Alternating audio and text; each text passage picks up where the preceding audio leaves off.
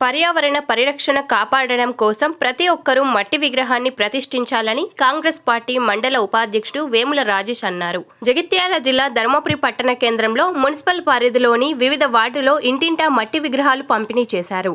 Municipal కార్యాలయంలో chairperson సంగసత్తమ్మ ఆధ్వర్యంలో పంపిణీ చేయగా, పట్టణంలోని మున్సిపల్ 7వ వార్డులో కౌన్సిలర్ నాగలక్ష్మి రాజేష్ ఆధ్వర్యంలో ఇంటింటా ఉచితంగా మట్టి గణపతి విగ్రహాలు పంపిణీ చేశారు.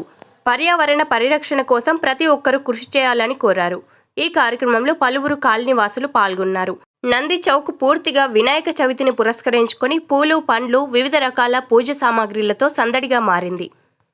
7వ వార్డు కౌన్సిలర్ వేముల నాగలక్ష్మి రాజేష్ ఆధ్వర్యంలో పట్టణ పరిధిలో ఉచిత మట్టి విగ్రహాల పంపిణీ కార్యక్రమం చేపట్టడం జరిగింది.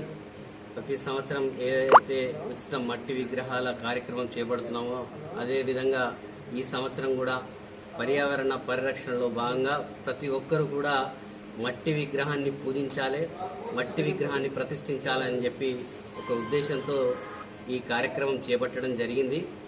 అదేవిధంగా పట్టణంలో ఉన్నటువంటి ఆ వినాయకుని చవితి సందర్భంగా పట్టణంలో ఉన్నటువంటి విష జ్వరాలన్నీ కూడా నశించిపోవాలని చెప్పి ఆ భగవంతుని ప్రార్థిస్తూ వినాయక చవితి శుభాకాంక్షలు తెలియజేస్తున్నాను.